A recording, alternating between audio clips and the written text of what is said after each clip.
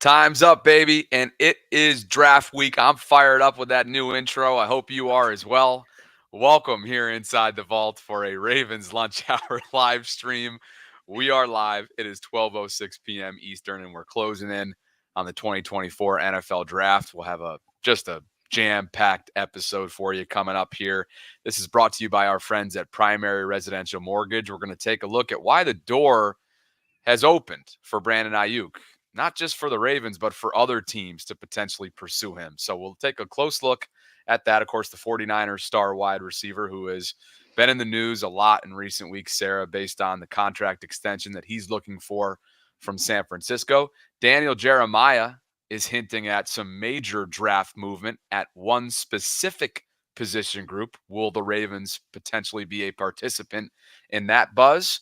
We will see. We'll take a look at Eric DeCosta by the numbers, rankings-wise as general manager, and also just the dominance that Ozzie Newsome orchestrated as the general manager from, 11 to 19 within those years, and then literally a mountain worth of quick hits, including the Heisman being reinstated for Reggie Bush. And don't you forget about my freezing cold takes, Bobby.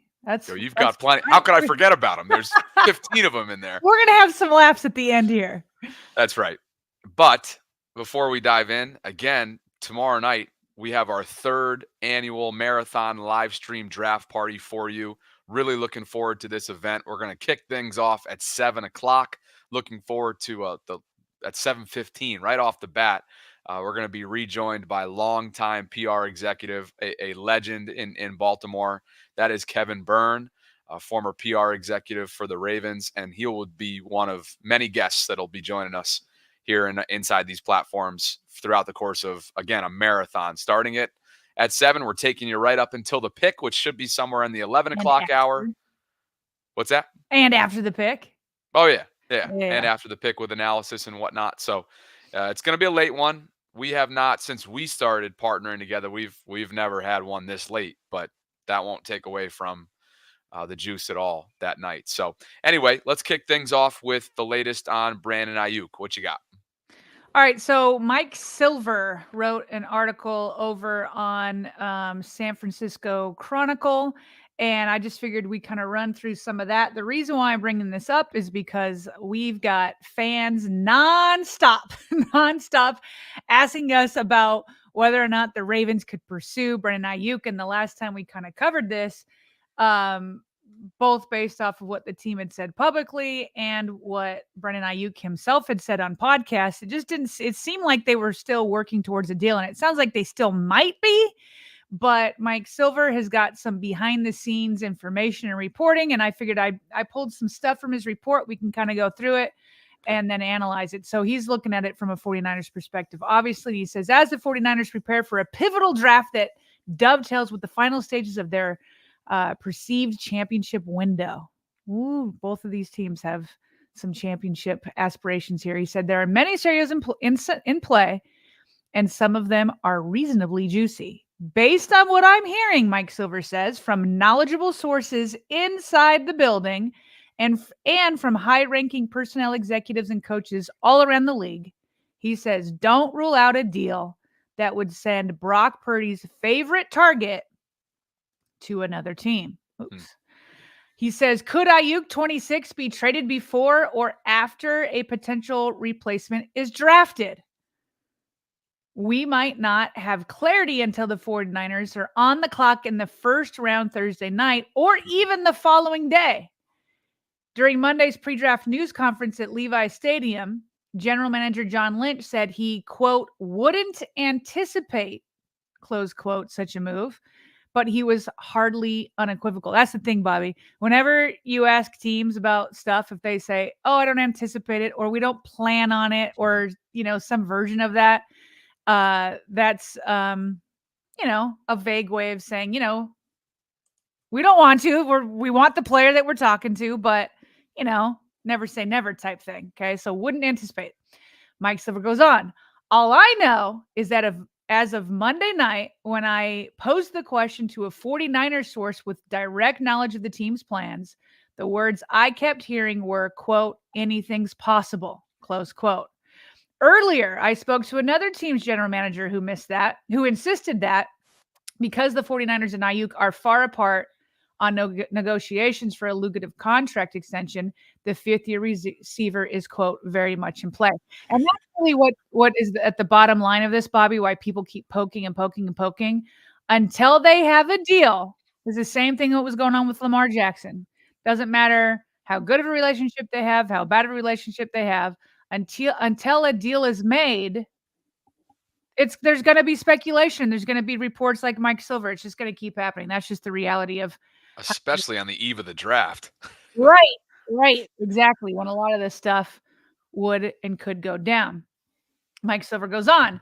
During the first week of April, the 49ers, through a back channel confidant, so it's the 49ers who went out, they reached out to at least one GM to gauge his interest in trading for Aiyuk. So that was 49ers shopping, not somebody calling him. Yeah.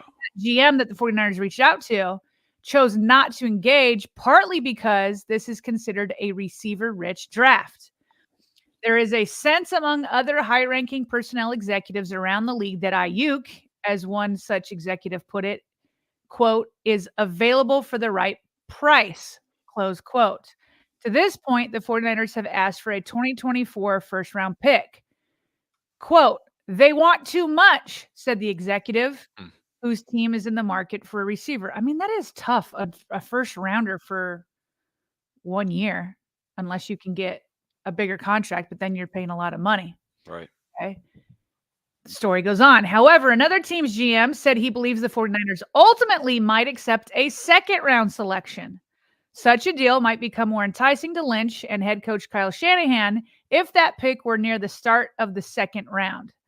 See, now it really would be more the Ravens' first round because they're closer to the second round. So anyway, they might be open to a second rounder if it's towards the start, packaged with another selection, say a 2025 third rounder. Most likely, Lynch and Shanahan will have to make a quick, real-time decisions as the draft is unfolding.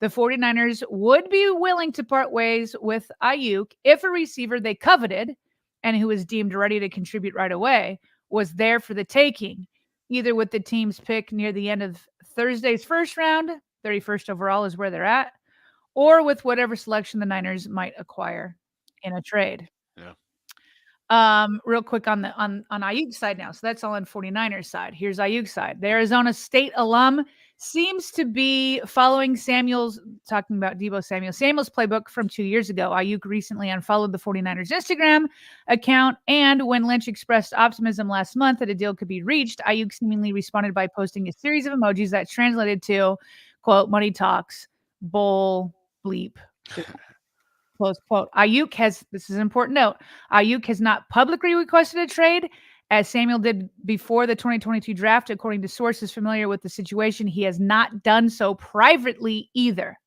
Yeah, despite the report. Right, despite the and his GM or his agent shooting that down. We covered that a week or so ago. Right.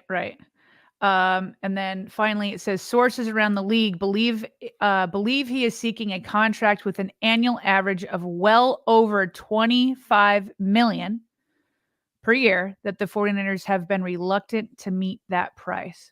So, Bobby, basically they're saying, yes, this is possible. The door is open if they have the right price. Here's the thing, though. What he's essentially saying is the 49ers will make the decision either Thursday or Friday based off of who they can get. And so if we're talking like they're right behind the Ravens at 31, or if they were to get an early second rounder, I didn't read this part, but Mike Silver talked about, it's like, can they get A.D. Mitchell? Can they get Xavier Worthy? Can they get Xavier Legette? All of these. And so my question is if getting one of those wide receivers is what's ultimately going to help them decide on a player that they already know and that they love, why wouldn't the Ravens just do the same thing? Or why wouldn't any other team that's kind of drafting in that area if it's receiver rich? And that's kind of to the point why that GM was like, I'm not really engaging with the 49ers reaching out to me because this wide receiver class is chock full. So what you are basically risking is, here's a known commodity. You know he can play. How that translates to your team, you don't know, but you have a better bet than a rookie coming out. But if you feel confident in your drafting ability and who all these wide receivers are, then it's like, nah, I'm going to go with the cheaper wide receiver who I don't have to pay $25 million for. That's exactly what the 49ers are weighing, and it's exactly what all teams like the Ravens or the Steelers or whoever else might be interested, what they're weighing also. 100%. Yeah. No, this is it feels hard to like looking at this objectively. It kind of seems like it'd be really unrealistic of the Ravens and Aiyuk to land together. Like it seems like there's other teams that would be more of a fit. And I actually just noticed about an hour ago, Daniel Jeremiah, who we're going to get to in next topic, who's getting ready for the draft and whatnot. He said that he's looking at possible teams for an Aiyuk trade, and he keeps coming back to the same two: the Colts and the Jaguars. So something to keep in mind there. He does not include the Ravens in that almost like gut feel type of tweet that he's feeling right now on the eve of the draft. So, but it does feel a little quiet right now, around, aside from the Mike Silver piece, based on how noisy it had been in the last couple weeks.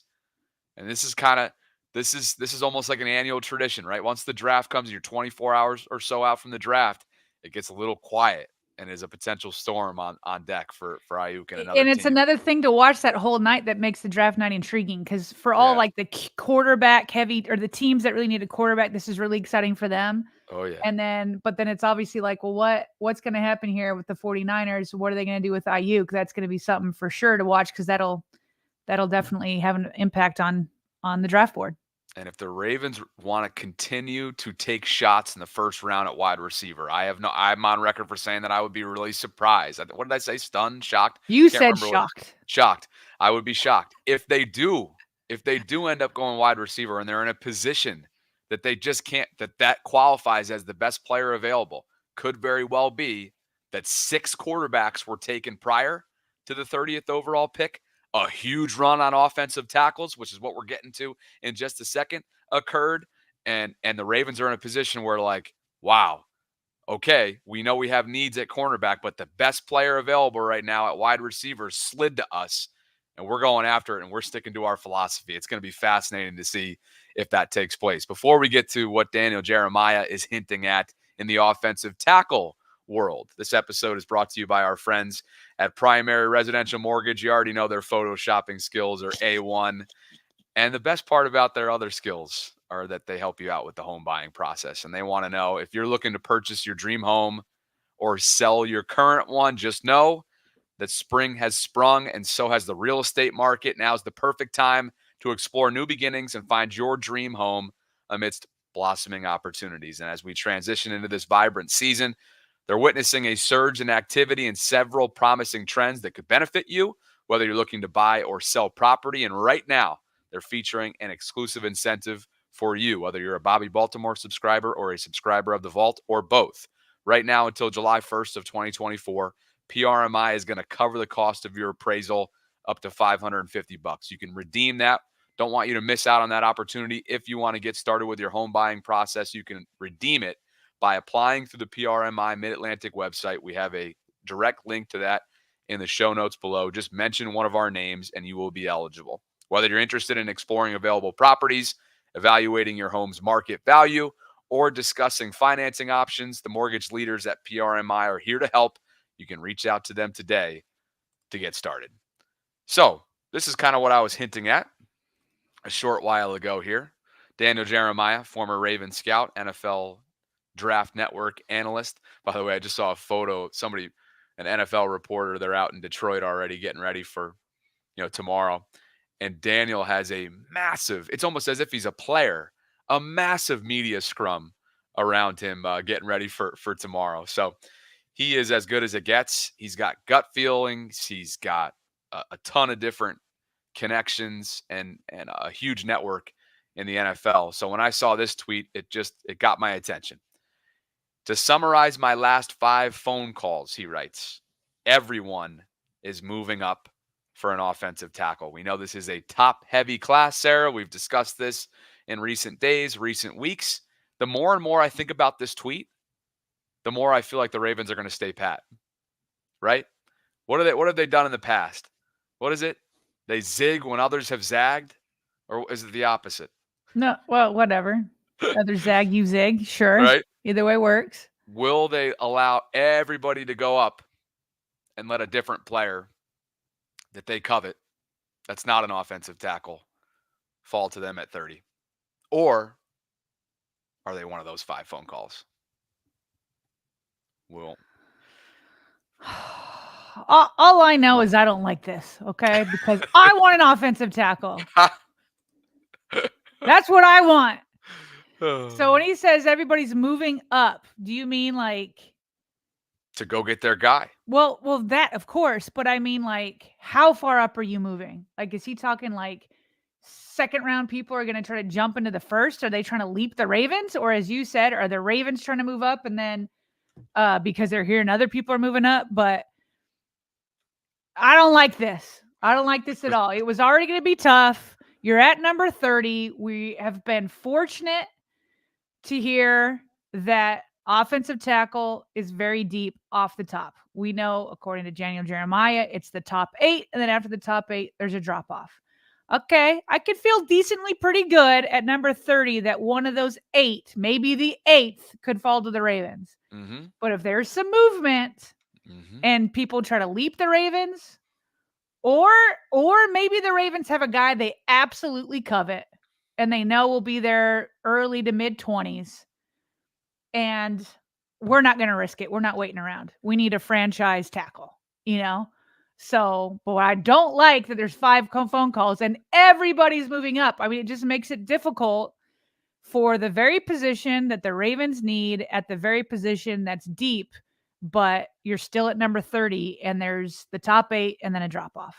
All right, well, how about this? For the purpose of the exercise, let's assume that one of the 5 phone calls is somebody in Baltimore that DJ is speaking to.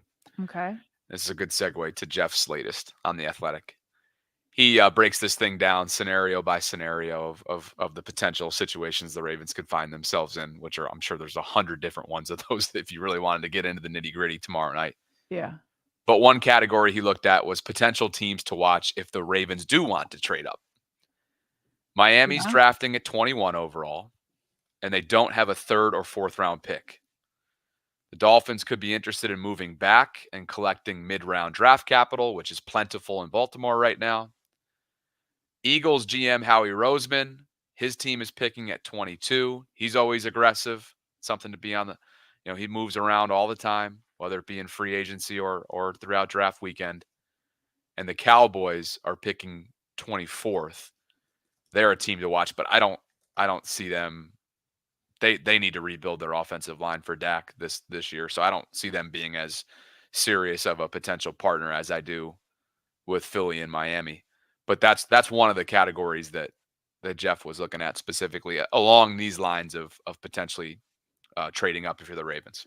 Okay, so I'm just looking at a draft pick value chart. So you said Miami Dolphins was the first one he mentioned, right?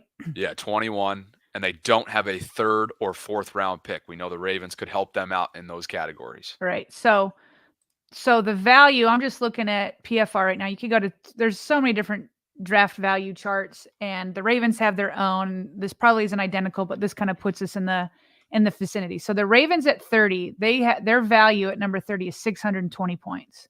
Miami is worth at 21 is worth 800. So that's a 180 point difference. To go up by 180 points, you look like you're going to have to use your 3rd rounder. Okay. Or a combination of something else. I mean, the Ravens' 3rd rounder is 128 points. So it might be 93rd overall. 93rd overall. And they've got 2 4ths, 113 overall, 130. So, I mean, bare minimum, that would kind of be a 3rd rounder, and that's still under the 180 mark. So who are the other 2? You said Miami, then Philadelphia is right there close to it. 22. 780. And then what was the last one? Dallas at 24 overall. 740. Yeah. So all of them to move up that far is at least a 3rd rounder and maybe more because we're at the end of the 3rd. Okay, so we feel pretty confident that just speaking of the offensive tackle position, you feel pretty confident that a couple of these big timers are going to be off the board. Joe Alt, Yep.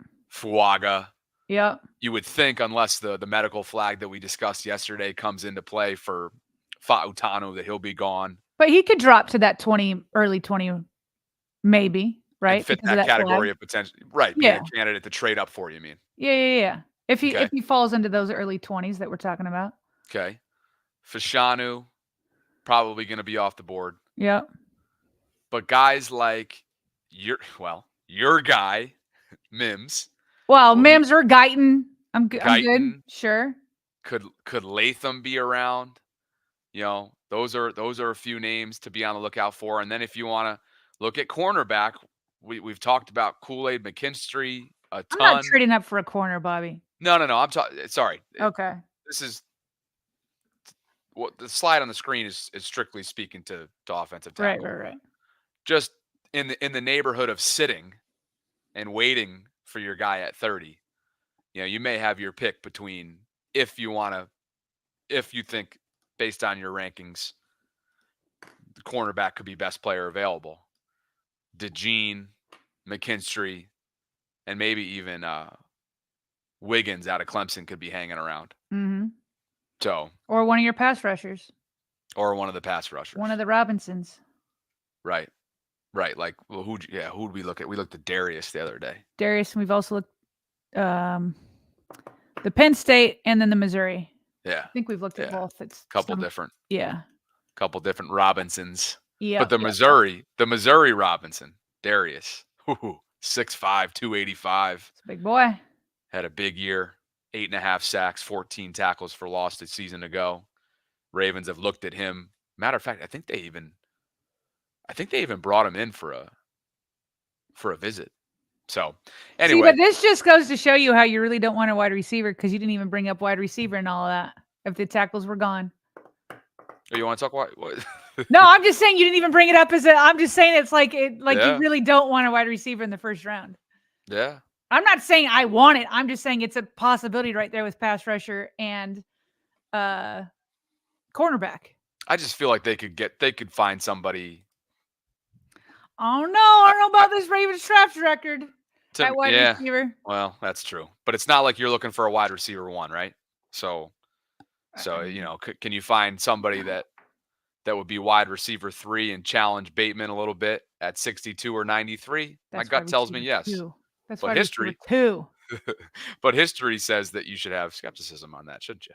Yes.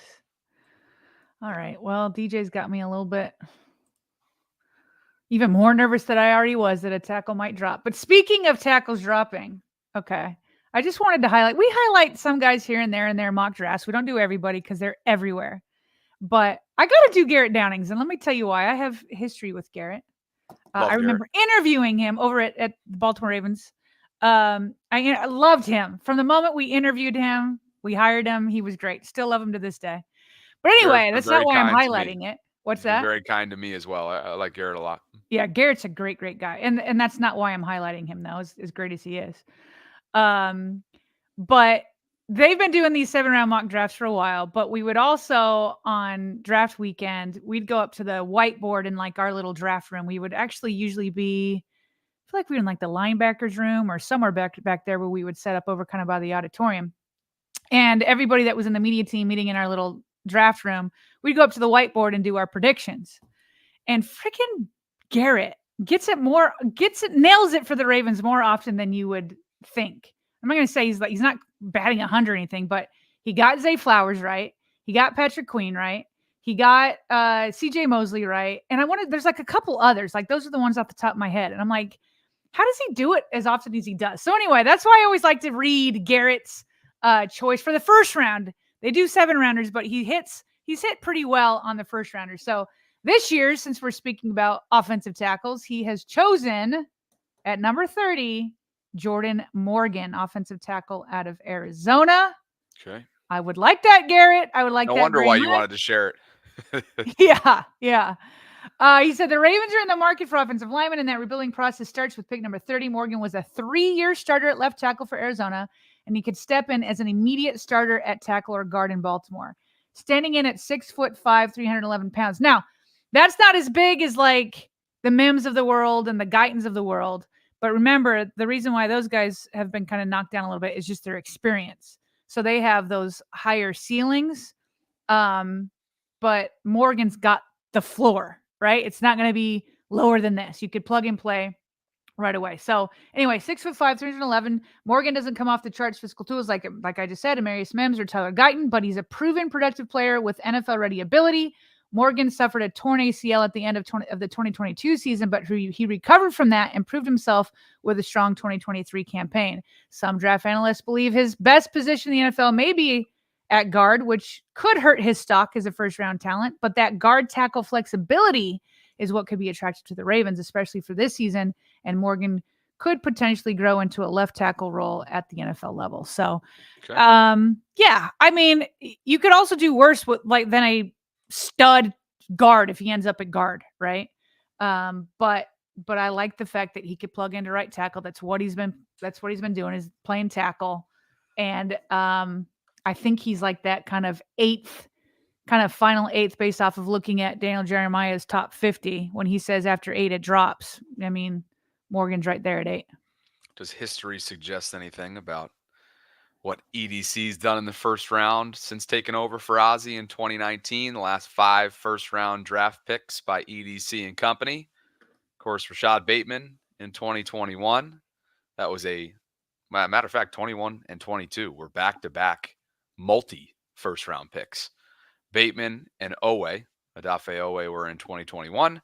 And Kyle Hamilton and Tyler Linderbaum were in 22. Remember, Linderbaum doesn't even become a thing if it weren't for dealing Marquise Hollywood Brown on draft night a couple years ago. And Zay Flowers most recently in 23. So he's taken his swings at wide receiver, as we know, especially in the first round, dating back to Marquise. That was his first ever draft pick.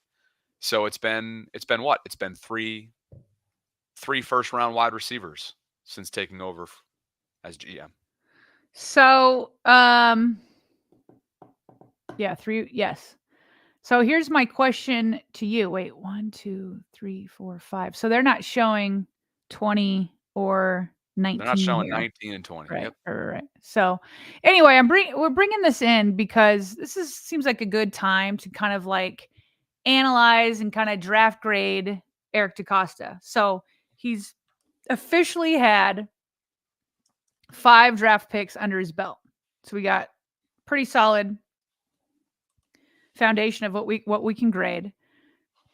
Now, what's tough though is we don't know. Sometimes people will grade based off of how many draft picks get a big, second contract, which we can't do yet with him. Marquise just got one with the Chiefs, but it's just not enough data since that first time. But anyway, I was looking around and I had also read on the Baltimore Sun, they kind of gave grades to Eric DeCosta. And by the way, the 2020 pick is PQ. So the ones that aren't showing on here, 2019 Marquise Brown, 2020 PQ. Okay. So I guess what I want to do, Bobby, is look at what grade would you give DeCosta? Just draft, because I think he had a phenomenal offseason last year. We're talking just draft. I was looking over at the Baltimore Sun. Most of them gave him like B+ range.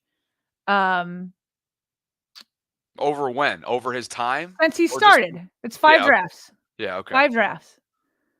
You now know who all the first rounders are. Let me refresh you on some bigger names he hit on later in the rounds. Justin Madubuike, Brandon Stevens, Isaiah Likely, Geno Stone. Those are some later rounds that he hit on, and we just went over all the first rounders. Yeah. Most people's hit rates in those later rounds aren't high, so these are some good hits. What grade would you give him? Draft grade. I go B. I go B, and the big knock would be outside of Zay, just hasn't been able to really cultivate, and I know his job isn't development, but sometimes when you're in the scouting business, you have to be able to foresee development. And so wide receiver's been a big knock, as we all know. I think it's I just think it's a medium knock because you have Zay. Rashad is the biggest knock, I think. But we still have a year, maybe 2 to find out, but that's a knock so far. And Marquise Brown did well in Baltimore. Last year, over 1,000 yards receiving, wasn't the best fit for the Greg Roman offense at the time. We know there's a lot of But he drama had a there. ton of targets, and now, with the Chiefs, and who knows what he would. I mean, Arizona, he just, didn't have quarterbacks and all that. I just don't think that Marquise Brown is a knock. I think it's a solid B. But remember, though, why I think he could be viewed as a knock, some sort of knock, is because the other guys that were available in that draft. I mean, didn't we mention it the other day? DK Metcalf, they passed on him. Yeah. And went with Brown. So I think when you Okay, stack him up against like his draft class mates at that position, that's one thing that comes to mind. Yep. That's fair. So yeah, I would put DeCosta just drafting, and the other thing I would have to say, remember, I don't know how to put this in there, but he traded away his second round draft pick to get Roquan Smith. Yep. So I don't know if that counts as draft or what, but I think that was obviously one of the best draft moves he's done, using that up. Okay, so yeah, I would put him in that B range. Also, he hasn't had like a 2018 draft like Ozzie had, right? Or something that would just is skyrocket, absolutely incredible draft. But I feel like he's been solid as a B. So I also looked at kind of a point system over at Sports Illustrated. They try to do it a little bit more by the numbers and analytical, less of a gut feeling like you and I just kind of did a little bit. Yep. So what they did is they assign points to a bunch of different teams, and you get a point for first. You get 5 points if you drafted a first team All Pro. You get 3 points if he's a second team All Pro. You get 1 point if you were a primary starter. You get 1 point for each regular season win. Now that can be influenced a little bit by your non-draft picks, obviously. You get 2 points for wild card, 3 points for divisional win, 4 points for a conference, and 5 points for a Super Bowl. And he said to get those points, you have to be drafted by the team and remain on the roster. So that's how you get the points. So when you add up all those points, Ravens were number 7 behind the Chiefs. And they said in their write-up that the Chiefs definitely benefit from all these Super Bowl victories to be number 1, but they did draft their guys that they got. Number 2 is 49ers, also a Super Bowl contender, obviously. Cowboys number 3, Packers number 4, Bills number 5, and then the Ravens. So the Ravens have 15. They got 85 points, total points, and then 20 draft points. We've drafted over. This is, by the way, just the last 5 drafts, which is all Eric DeCosta, not any Ozzie. Okay, so he drafted 15 starters, 1 All Pro, 0 second team All Pros. He's had 56 regular season wins, 3 wild cards, 1 divisional, 0 conference, and then 0 Super Bowl wins. I think a solid B. Yeah, really, that's a B. Like mold. When you're number 7, right? That's a B. You can maybe argue B+. Yeah, that's a B. You're better than most, not as good as some. Right. You're not the best, but you're better than most. But you are going to be an upper echelon team competing and in the playoffs every single year. Right. And that's what they've been. And this is purely by the numbers that they did this. So they had both total points, which does help just the winning. So obviously Lamar Jackson helps those total points, even though EDC didn't draft him, but you got 20 draft points, which still puts you up there. So the write-up here is Baltimore might have the best scouting operations in football under GM Eric DeCosta. No team scouts better than the Ravens, who have added premium talent in recent years. If the Ravens can enjoy a bit more playoff glory, they'll keep moving up the board. So number 7, last 5 drafts, Eric DeCosta and the Ravens. What about this legend? This is cool. Both on the field and in the executive offices. Jason had Over the Cap put together, and Jason's just really analytical. We use his stuff a lot. Good stuff here.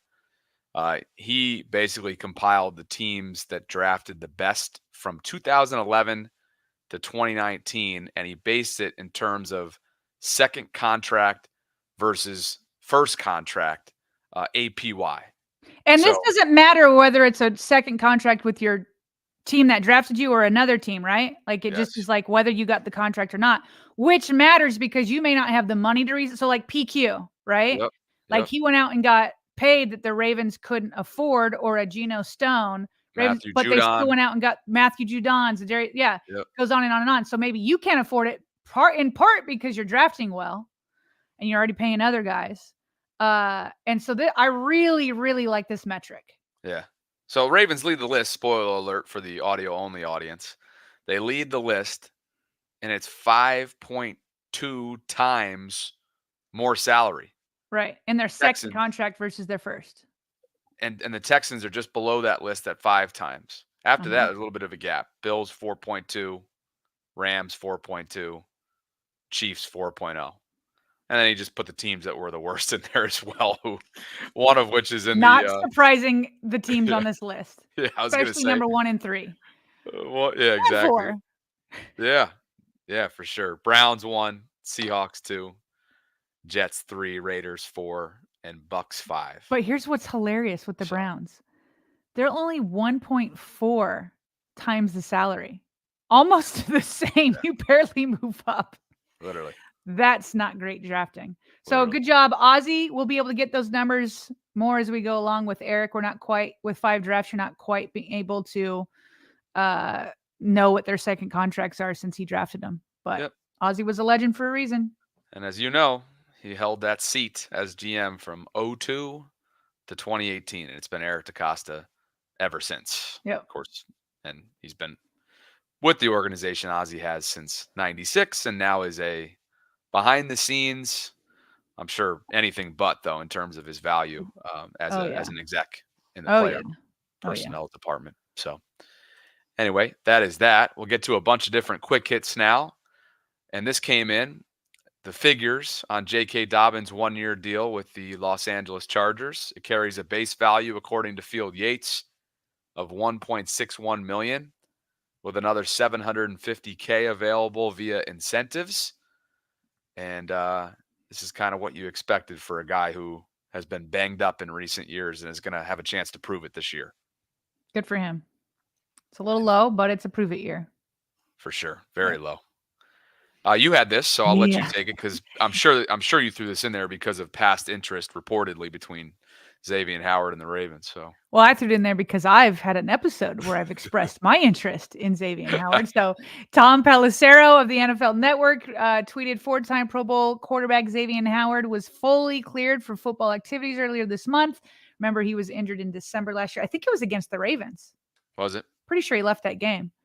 So he's full football activities earlier this month. His doctor informed teams in a letter. Howard, who's a free agent, battled a foot injury throughout the last season. Some potential post-draft help incoming. So I just put it in there because I'm interested. The Ravens could draft a cornerback with their first-round pick, and I would still be interested here or with Gilmore. Either one of them. They wanted to take the vet route like they did with Marcus. Yeah, and when I tell you that I, with my whole heart, believe the saying that the Ravens always, reproduce. You can never have enough corners. And when you're going to pick up a corner, granted, coming off an injury, like I said, we could do Gilmore too. He's not coming off of an injury. Yep. But I like that. I want depth. And when you're getting these guys who are experienced after the draft, you're starting to get some pretty nice deals. You're able to bring them in for some pretty decent money. And I just want to load up, just get as many bodies in there. And I like bodies that have the experience that Howard has, even though he's not the same all-pro that he was in the past or 4-time Pro Bowler. I still think that would be excellent depth if he'd want to come to Baltimore. Hey, so while we're on I would like the Ravens to go check out his foot is what I'm saying. Can we just bring him in and see his foot and then go from there? Hey, while we're on the topic of the back end of the secondary, something that I was thinking about too, not that they're going to go and use a first-round draft capital pick on the safety, but outside of Kyle and Marcus, sure, you've got our Darius Washington, but we saw with Geno being on this roster a year ago how much Mike McDonald loved using those 3 safety looks. Yeah, they're going to be in the market for a safety. Yeah, that's kind of why, like, if it were to be a corner in the first round, I would kind of love Cooper DeJean because of his flexibility, and could kind of go anywhere. Which makes me think about a tweet that I saw last night from Will Blackman. Yeah, this got me fired up right here. So he was a 12-year NFL veteran, Super Bowl champion, went to Boston College. Now he's an analyst. Will said that maybe Cooper DeJean wants to play corner to prove a point. However, putting Cooper at corner would be a waste of his talents and instincts. Put him in a hybrid role where he can move around and make plays. Example, Kyle Hamilton. While there's only I don't know one that Kyle he's Hamilton. Now listen, Kyle Hamilton was like a top, top pick. So I don't know. 14 I overall. haven't watched Cooper DeJean a ton, so I'll put that out there. So I don't know that he'd be exactly Kyle Hamilton, but in that realm, in a Ravens defense that's really good at like just they always say positionless, the more you can do. Wouldn't be a bad fit. There's only one Kyle Hamilton who's been described as one of the game's unicorns, but if you can put another guy who's a percentage of Kyle Hamilton in the same secondary unit, I think we'll take that because you can use Kyle up and down. We know that he exemplifies what it means to fulfill the hybrid role. Yeah, That's for sure. All right, freezing cold takes. Give me what you got. Let's pull him up here. Keep your receipts, in other words. Okay, well, first of all, let me just say this. This is all in good fun because I'm sure people could go out and get some of my takes. In fact, some people tag me on some of my old takes that were frozen. So this is all in good fun. This isn't too oh, this one's a classic. We all, I'm sure, have freezing cold takes. So this is all in good fun. Not to like bury people, but this first one Mike, are you kidding me? You never saw this? No. What? I mean, maybe, but no. If you had seen it, you would remember.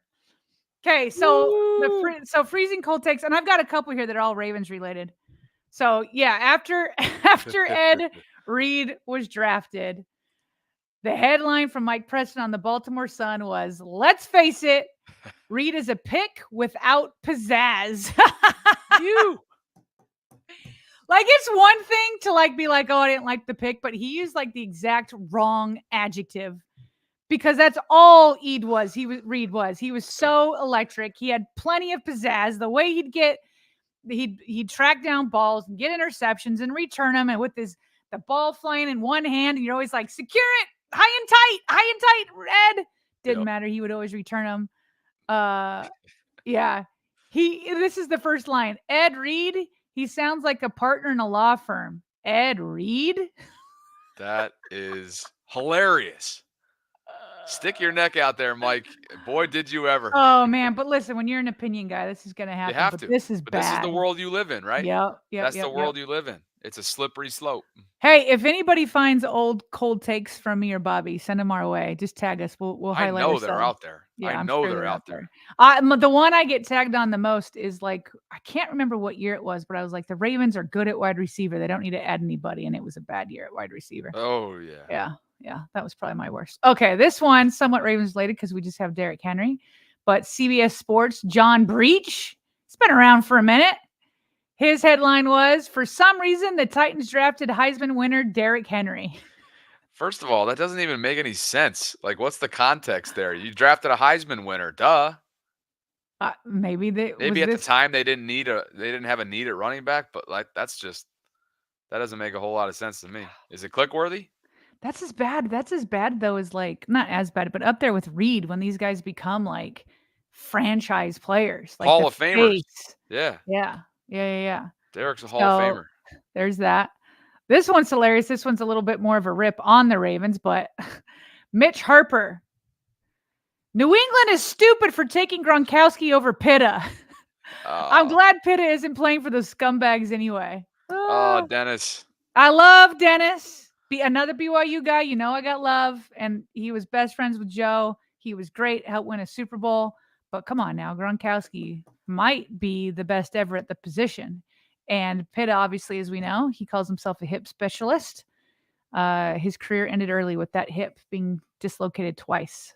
Dennis is the man. I worked with him for a couple years on Ravens radio shows, and he is, oh man, he is sharp. That guy is sharp. Okay, this one somewhat Ravens related because Lamar was in this draft. This is the last one, I believe. So what is this? The New York Daily News. This is the one that we were we were talking about this yesterday. Yeah, we were. With all the busts at quarterback. Here's their cover of the New York Daily News says, "Sure looks like savior and stellar start to career in the green, the Jetsaya." Let me just say this there. So, you know, I grew up in upstate New York, and my father is your classic old timer, right? Like I can remember where all it took was a quarter to go down to the gas station and grab your New York Post. And so every single day, I can just remember that being on the kitchen counter. And it was my first memories of like, wow, the New York media, when it comes to headline writing, they are next level and they Next pull no level. punches. No, and they don't care that they have old freezing cold takes here. So you just brought me back. Here's my question. Okay, I'll read this next tweet and then I'll present you. And I want I'll present it first so we give time for commenters to comment. My feeling is that any quarterback that gets drafted by the Jets or the Browns, it's a career killer. Like, I just can't remember the last time. I'm sure it's happened, but I can't remember the last time that a quarterback was drafted early by the Jets or the Browns and those franchises didn't hurt them. Okay? And here's my question to you that I want you to comment in the comment section. If the Jets that year had taken Lamar Jackson, would Lamar have been able to overcome the Jets and they're just absolutely terrible draft record at quarterback? Could here they're saying that Sam Darnold was like the Jets' Saya. Could Lamar have done that? Could even Lamar, a 2-time MVP, could he have overcome the Jets? All right, I'm going to weigh in. Okay, you're going to weigh in. Let me read this as people come in. The other freezing cold take on this topic from Brad Evans says, my top 5 pre-draft quarterback prospects. Number 1, Baker Mayfield. Number 2, Sam Darnold. Number 3, Josh Rosen. Number 4, Lamar Jackson. And then he put number 5, Mason Rudolph. No, your eyes are not deceiving you. Not fond of Josh Allen. Wow. Bradley, Woo! What are we doing here?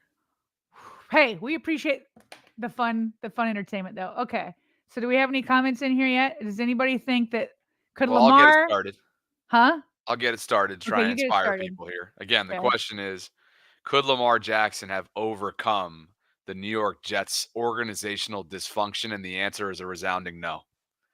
I love Lamar. This is with all due respect. He's been the greatest of greats for Baltimore, future Hall of Fame track so far through 6 seasons, 2-time MVP, just broken all kinds of records. And as you see right now, actually, with a lot of the storylines about Jaden Daniels and Michael Penix, right, and similar style quarterbacks coming into the league, I love all the stories that I'm reading and seeing in terms of how Lamar opened up opportunities for those guys. So anyway, with all that said, the Jets' dysfunction is absolutely over. What is even the right word? You cannot overcome what the Jets have done in recent memory. Not even recent memory. Go back years and years and years. It's where quarterbacks go to die. It's where dysfunction goes to thrive. And you've seen it time and time again. Quarterbacks don't even get a chance to leave there. Maybe Zach Wilson, which we'll get to in just a second, will be able to leave and actually experience some sort of revitalization. Right. But look at Sam Darnold. Sam's been around and he's still in the NFL. He's never caught on anywhere else, though. Like, Baker Mayfield's like a good example of how, like, he couldn't overcome the Browns, but is finding starting success in Tampa Bay. Yep. Yeah. Yep. Yeah. So that's my thought. Yeah. No, I'll put it this way. I think that, Lamar would be one of the few that would have a chance. But I don't think he would be a 2-time MVP with the Jets. It's just hard. Either. It's hard to believe that. Do I think that he could make them like a, playoff team, all that kind of stuff? Yeah. But I don't know, man. They just find ways to just mess people up. They just find a way. And BP probably has a point here. One of the exceptions to this conversation could be Mark Sanchez. They had some They had some success.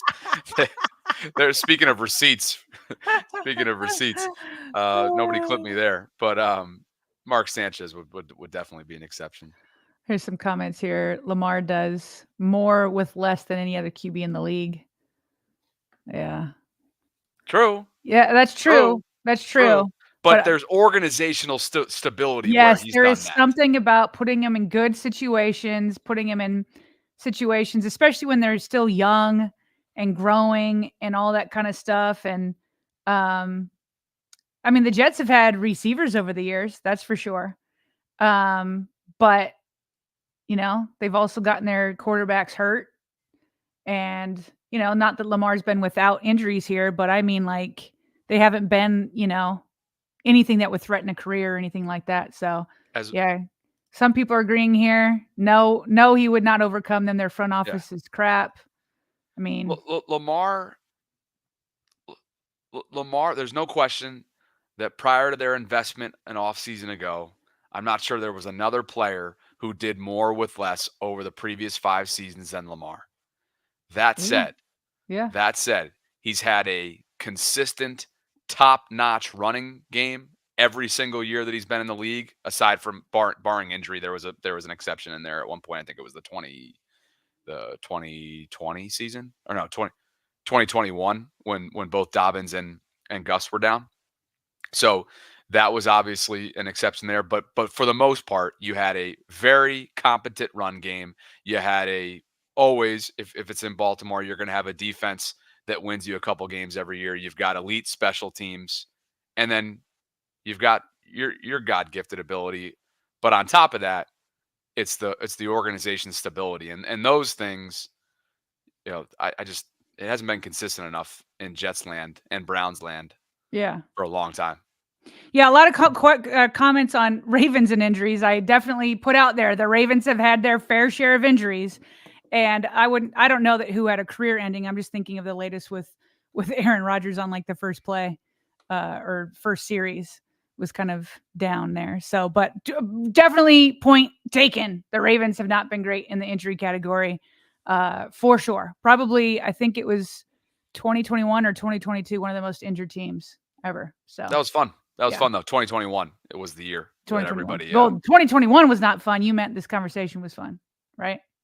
Oh, yeah, for sure. Fun conversation, but 2021 was the injury-riddled season, and then obviously 2020, after the 22 season, was when they decided to part ways with Steve Saunders and blow it all up from a strength and conditioning standpoint. So, but speaking of the Jets, former starting QB, Zach Wilson, a BYU Cougar like my co-host, he is on the move, traded to Denver, according to Ian Rappaport. This was yesterday's news. We wanted to bring it in there, though, so Sarah could comment. The deal includes a late-round pick swap, 6th for a 7th, and the Jets will pay some of Wilson's roughly $5.5 million salary. This was a disastrous tenure, to say the very least.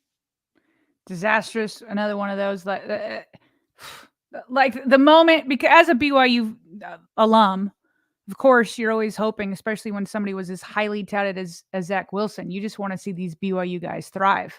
You want a Steve Young, coming out of BYU again. It hasn't happened in obviously decades. And so I was just I mean, I knew it was going to happen. I was like, shoot, the Jets are going to take him. This stinks. Like this stinks. Now, I don't know that Zach Wilson is going to amount to much. Maybe he could go on like a Sam Darnold type, backup, here and there. But I'm just glad he gets a fresh start. I think obviously it's been more than time to move on. I'm happy that he's going to get a fresh start. And he's going to get a fresh start with Sean Payton, who revived another BYU quarterback's career in New Orleans, and Taysom Hill. Taysom Hill and Zach Wilson are two completely different players. Taysom is just crazy athletic, has a threat as a runner. Some former BYU players went over the top and tried to compare him to Lamar Jackson, which is not the case. But Taysom Hill can run, and Zach Wilson is not that kind of guy. He's more of a drop back all the way. So I'm just hoping he gets a fresh start over there in the Broncos, and I hope he has a better shot at showing what he's capable of, because I think it is more than what he showed in New York. Broncos' current QB depth chart consists of now Zach Wilson, Jarrett Stidham, and Ben DiNucci. So I would expect them to be active opening round, and then perhaps Zach gets a chance to be the primary backup, or depending on who they draft. Yep. You never know. Never know how that all shapes up. But to your point, a guy that you probably would pick within a handful be on the short list of somebody that you get a fresh start with. Probably would be Sean Payton. Here's the last quick hit, and this is definitely newsworthy. Earlier today, Reggie Bush, we found out through Pete Thamel's reporting, he is getting his 2005 Heisman Trophy back. Of course, this was taken away from him years and years ago, or actually, he forfeited it in 2010 in wake of the NCAA sanctions for USC. And so the Heisman Trust calls it enormous changes in the college football landscape. Of course, that has to do with the NIL era that we now are in, name, image, and likeness. And while I think this is absolutely warranted and justified, and I'm glad that Reggie has it back in his hands, Sarah, I am on record for thinking and believing that the NIL era has actually taken away from the purity of college athletics. I really do believe that.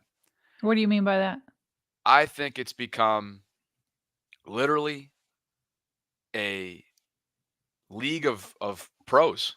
These kids are all competing and choosing their schools based on NIL deals, not for the love of the game, not for perhaps the fit in terms of the school itself, certainly not for education. And I really wonder if outside the Power Five and outside the true standout household names in college athletics, are these kids really benefiting from NIL monetarily speaking? I wonder. I'm just thinking out loud there, but I do feel like the NIL era has taken away from the purity of college athletics, and it's too bad. And it's ran a lot of the OG legends out of the building. Nick Saban's gone. Coach K is gone. Roy Williams Nick is Saban gone. left because of the NIL? I think you could make an argument. I have to look into all that. I don't have a large opinion on it because I just haven't looked into it enough. But I don't know. I don't know. I don't mind, given how much money is made off of college sports. There was something not right about college kids not being able to make anything.